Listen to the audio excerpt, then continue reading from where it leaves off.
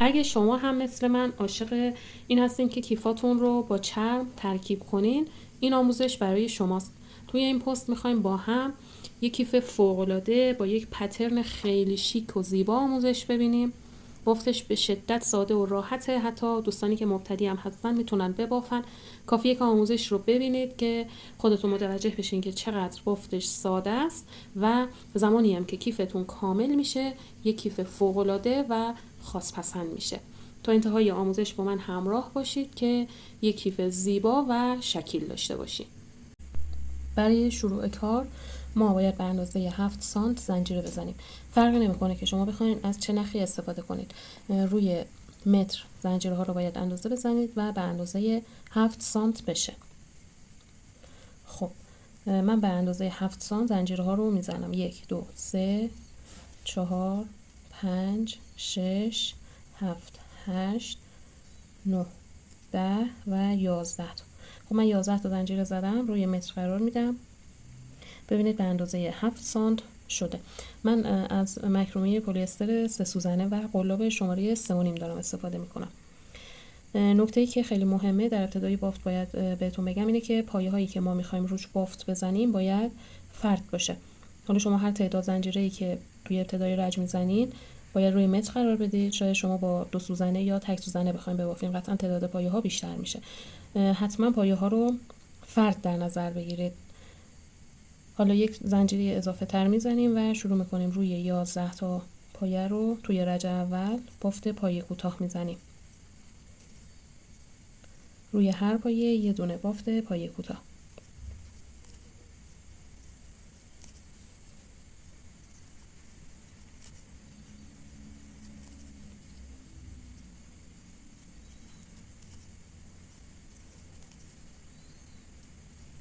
خب آخرین پایه رو هم یه دونه میبافیم. بافت به صورت رفت و برگشت است. خب ما رج رفت رو انجام دادیم که بافت پایه کوتاه بوده. حالا یک زنجیره میزنیم برای رج برگشت و توی رج برگشت ما مدل رو میبافیم. اولین پایه رو به صورت بافت پایه کوتاه میبافیم. دقت کنید که این دوتا گندمی رو روی زیر قلاب ببریم و ببافیم. به این صورت. این اولین پایه به صورت بافت پایه کوتاه. پایه بعدی یه دونه پایه متوسط هست. یعنی نخ رو دور قلاب میندازین، قلاب رو زیر این دوتا گندمی میبرین، نخ اصلی رو از این زیر عبور میدین و سرشت نخ روی قلاب با نخ اصلی به صورت همزمان یکی میشن. پایه بعدی یک پایه بست هست. پایه بعدی یک پایه متوسط، بعدی بست، بعدی متوسط. ببینید برای بافت پایه بست قلاب رو زیر این دوتا گندمی میبرید، نخ اصلی رو از این زیر عبور میدین. حالا درشت نخی که روی قلاب داریم، نخ اول از داخل نخ دوم به صورت همزمان رد میشه. این میشه بافت پایه بست یا پایه نامرئی. خب الان دوتا پایه آخری که ما داریم مثل شروع کار، این میشه پایه متوسط، آخری میشه پایه کوتاه. آخرین پایه پایه کوتاه هست. یعنی توی این رجه که ما مدل رو به این صورت میبافیم باید اولین پایه و آخرین پایه‌مون پایه کوتاه باشه. حالا یک زنجیره میزنیم، کار رو میچرخونیم. اینجا رو دقت کنید، ما توی این رج باید این رشته های نخ رو بگیریم و ببافیم و برای اینکه بافت ما بزرگ بشه پایه اول و پایه آخر رو افزایش میدیم. ببینید این پایه اول من هست، دو تا پایه داخل این پایه میبافم، 1 و 2. ما بقیه پایه ها هر کدوم یه دونه،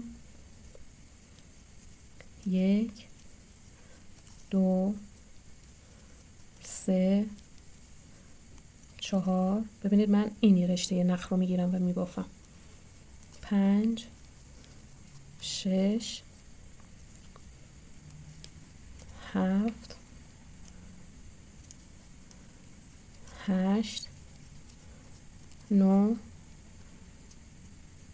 این پایه آخرم هست، یه دونه بافتم، یکی دیگه هم دقیق کنارش، 11 تا. ببینید به این صورت میشه. حالا برای رج بعد دوباره یک زنجیره میزنم، کار رو میچرخونم. ببینید این زنجیره هست که به خاطر برگشت روی بافت ما روش نمیتونیم بافت بزنیم. اولین پایه گفتم بافت پایه کوتاه هست. اینجا قلاب رو زیر درشته نخ میبریم.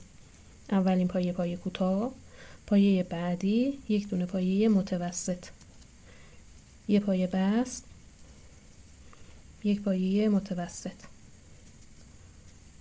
یک پایه بست، یک پایه متوسط. این پایه ها رو به این صورت ما میبافیم.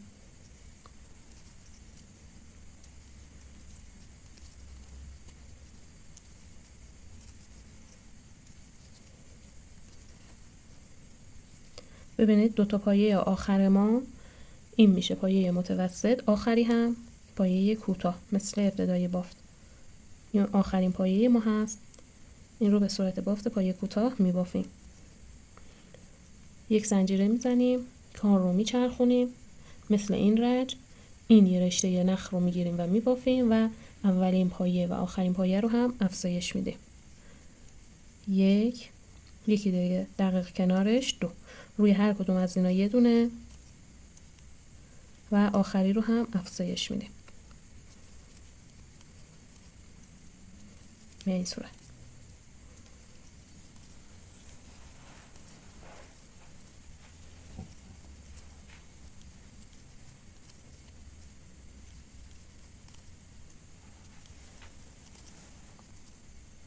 خب من الان رسیدم به آخرین پایه. این رو 2 تا کنار هم میبافم، بافت پایه کوتاه 1 و 2. میبینید بافت ما وقتی افزایش میدیم نسبت به ابتدای بافت داره بزرگتر میشه. یک زنجیره میزنیم، کار رو میچرخونیم. اولین پایه کوتاه، بعد شروع میکنیم یکی در میون بافت پایه متوسط و پایه بست. یه دونه پایه متوسط، یه دونه پایه بست. تا انتهای رج ما به این صورت میبافیم. آخرین پایه کوتاه هست. بعد یک زنجیره میزنیم، کار رو میچرخونیم و شروع میکنیم روی این پایه ها رو به صورت شیاری، یعنی این پایه ها رو میگیریم و بافت میزنیم. دقت کنید که حتما اولین پایه و آخرین پایه رو افزایش بدید که کارتون بزرگ بشه. این رو به اندازه 25 سانت میبافیم. ببینید این کامل شده یه بافت من هست به اندازه 25 سانت. این رو من بافتم. از دو طرف وقتی ما کار رو افزایش میدیم بافت بزرگ میشه. خب آخرین رجی هم که بافتم رجی بوده که ما افزایش میدادیم کار رو، یعنی از این قسمت اولین پایه و آخرین پایه افزایش میدادیم. حالا باید یک رج دور تا دور بافتمون از این قسمت ها بافت پایه کوتاه انجام بدیم که کار صاف و تمیز در بیاد که بتونیم به قسمت چرم وصلش کنیم. خب ما آخرین پایه رو که بافتیم 2 تا پایه کنار هم داشتیم، دیگه لازم نیست که اینجا 2 تا پایه کنار هم ببافیم.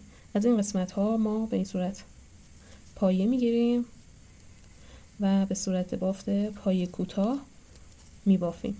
دقت کنید که فاصله پایه ها خیلی زیاد نباشه که کار چین میخوره، یا اگر هم کم باشه کارتون جمع میشه.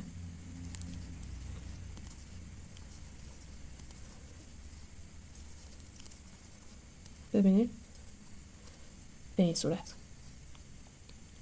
خب من این قسمت ها رو بافت پایه کوتاه میزنم تا اینجا.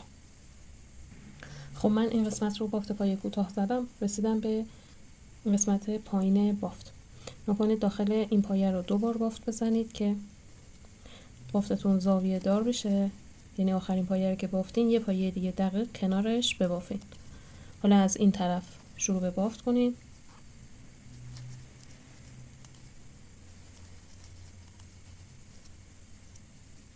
این نخ اضافه ای هم که توی بافت دارین همزمان به این صورت روی بافت نگه دارین و ببافینش.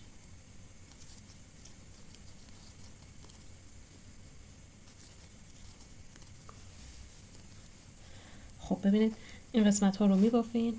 به این قسمت گوشه که رسیدین آخرین پایه از اینجا رو که بافتین یه پایه دیگه دقیق کنارش، بعد شروع میکنین این قسمت ها رو کامل میبافین تا اینجا. خب ببینید این یک طرف رو من بافتم، نخم رو قطع کردم. این طرف خب قبلا بافته بودم و به قسمت چرم وصلش کردم. حالا این طرف رو میخوایم به قسمت چرم وصل کنیم. گفتیم ما بلندای کار رو به اندازه 25 سانتی میبافیم، دور تا دور بافت پایه کوتاه میزنیم، بعد باید به چرم وصل کنیم. ببینید برای اینکه اندازه چرم رو به دست بیارید، از این قسمت بالا شما بافت و چرم رو به این صورت باید روی هم قرار بدید. خب این رو با دست به این صورت نگه داریم تا این قسمت پایین، تا این قسمت نگاه کنید تا اینجا. الان اگه بخوام تعداد سوراخ‌هایی که من از این قسمت تا اینجا در نظر گرفتم رو بهتون بگم: 1 2 3 4 5 6 7 8 10 12 14 16 18 20 22 24 26 28 30 32 34 36. خب پایه 37م رو یک نشانگر قرار دادم و آوردم به این قسمت پایین کار، یعنی از اون قسمت کفی که ما پایه در نظر گرفته بودیم و بافته بودیم، روی اولین پایه 37م از این قسمت سوراخ چرم و بافت رو به هم وصل کردم. طرف دیگر رو هم به همین صورت شما باید روی هم قرار بدیم بافت و چرم رو. از این قسمت بالا باید پایه ها رو بشمارید، 36 تا پایه جدا کنید و پایه 37م رو هم از این طرف به این قسمت بافت باید وصلش کنید. خب بعد از اینکه ما قسمت ها رو جدا کردیم و اینجا مارکرامون رو قرار دادیم، میخوایم کار رو به هم وصل کنیم. ببینید از این قسمت بالا بافت رو زیر قسمت چرم بیارید، قلاب رو وارد اولین سوراخ چرم کنید و از این قسمت اولین پایه بافت رو به این صورت بگیرید، یعنی بیارین روی قلاب. حالا نخ رو از داخل بافت و چرم به صورت همزمان این رو عبور بدین. دوباره میایم یک سوراخ پایین‌تر و از اینجا هم یک خونه میایم پایین‌تر. ببینید این نخ رو از این زیر عبور بدیم، بیارید به سمت روی چرم. حالا نخ اول از داخل نخ دوم رد بشه. یک مقدار بافت رو آزادتر کنید، دوباره یه خونه بیایم پایین‌تر. ببینید حتما لازم نیستش که ما کل این پایه ها رو بگیریم و ببافیم، چون تعداد پایه ها با این قسمت یکی نیست، یعنی برای تعداد پایه های بافت بیشتر هست نسبت به سوراخ های چرم. پس ما بعضی جاها پایه رو جا میذاریم. الان دیگه من این پایه رو نمی بافم، یک مقدار میام پایین‌تر. این هیچ مشکلی توی بافتم ایجاد نمیکنه، نگران نباشید. دوباره به این صورت از داخل این نخ عبورش میدم، میام داخل یه سوراخ پایین‌تر. حالا اینجا یه خونه میام پایین‌تر، این دوتا رشته نخ رو میگیرم، نخ اصلی رو از داخل بافت از داخل سوراخ روی چرم عبورش میدم، نخ اول از داخل نخ دوم به این صورت رد میشه. دوباره بافت رو میکشم که آزادتر بشه. به این صورت ما این قسمت ها رو وصل میکنیم. ببینید الان دیگه نمیام این پایه رو ببافم، یک کوچولو میام پایین‌تر. میتونید هر 2 تا یا 3 تا پایه این کار رو انجام بدیم. زمانی هم که ما کار رو وصل میکنیم ببینید به این صورت میشه. خب من قسمت ها رو وصل میکنم تا برسم به این قسمت پایین، اینجا که مارکر گذاشتم. خب به این قسمت که رسیدین مارکر رو خارج کنین.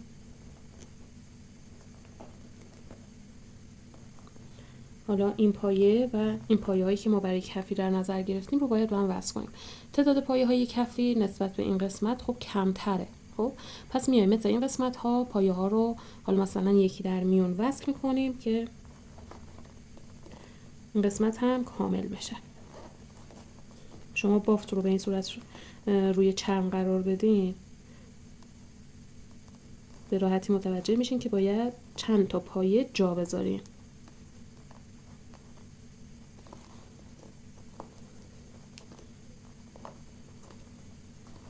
من الان دارم یکی در میون قسمت ها رو به هم وصل میکنم.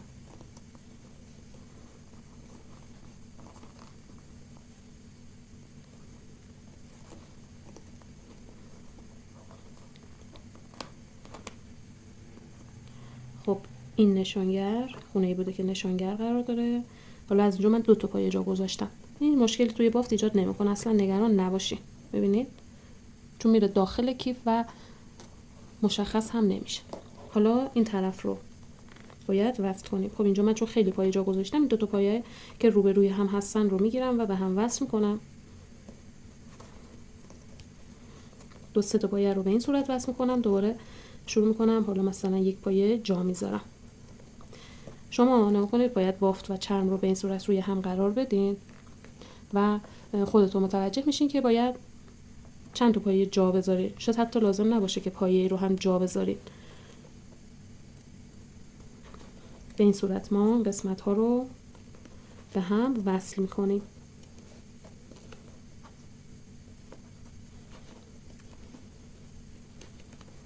تا قسمت بالا حالا من پایه ها رو وصل میکنم. هر جایی هم که لازم بود پایه جا میندازم. خب تا آخرین پایه رو که وصل کردین نختون رو قیچی کنید. یک مقدار بلندتر قیچی کنید.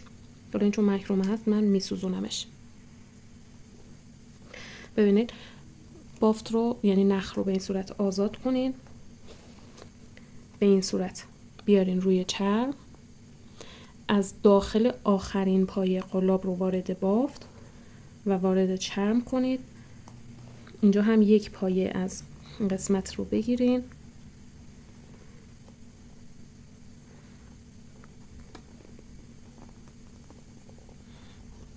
حالا این نخ آزاد شده رو به این صورت از داخل همه این خونه ها ردش کنید.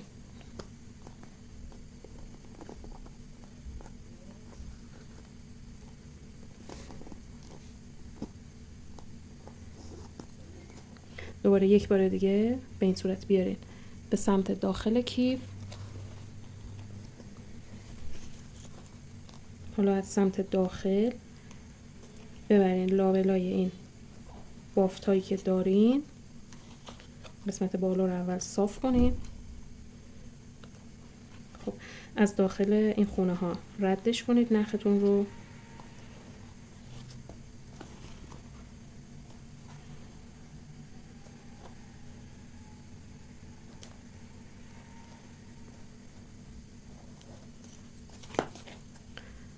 دوباره اضافهش رو قیچی کنین.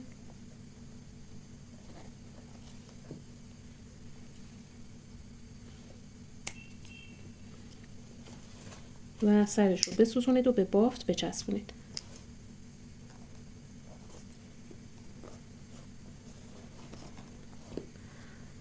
خب الان نگاه کنید ما این یک طرف بافت رو هم باید مثل اینجا درست کنیم. این نخ اضافه‌ای که از این قسمتی که ما بافت رو یعنی کات کرده بودیم روی بافتمون هست، از همین باید وصل کنیم. نکنید این نخ رو حالا چون سمت داخلی من میکشم میارم به سمت بیرون کار، میام داخل این سوراخ و بافت از وسط بافت نخ رو جلوی قلاب گیر میدم. از اینجا این رو میکشم. دوباره یک بار دیگه ببینید از وسط بافت در بیارید که کارتون تمیز بشه.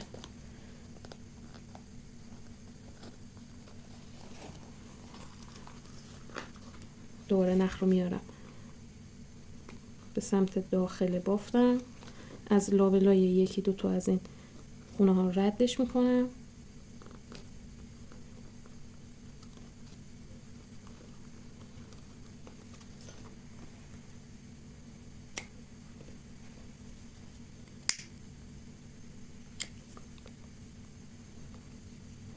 خب این هم کامل شده یه کیفمون میشه. حالا باید این قسمت ها رو با دست مرتب کنید. نکنید این دو قسمت چرم باید دقیق روبروی هم قرار بگیرن. اینجا یک طرف بافت میشه، اینجا هم یک طرف و اینجا هم قسمت پایین کیفمون. داخلش هم به این صورت میشه. ببینید به این صورت میشه. یک کیف فوق العاده با ترکیب چرم و بافت که قطعا نمونهش رو جایی ندیدین. حتما ازش ببافین. برای کسب درآمد گزینه خیلی عالی هست و فوق العاده سبک. امیدوارم که از این آموزش لذت برده باشید. منتظر نمونه بافت‌های قشنگتون هستم. ممنون میشم که پست رو لایک کنین، با دوستانتون به اشتراک بذارید و کانال رو برای دیدن آموزش‌های بیشتر سابسکرایب کنید.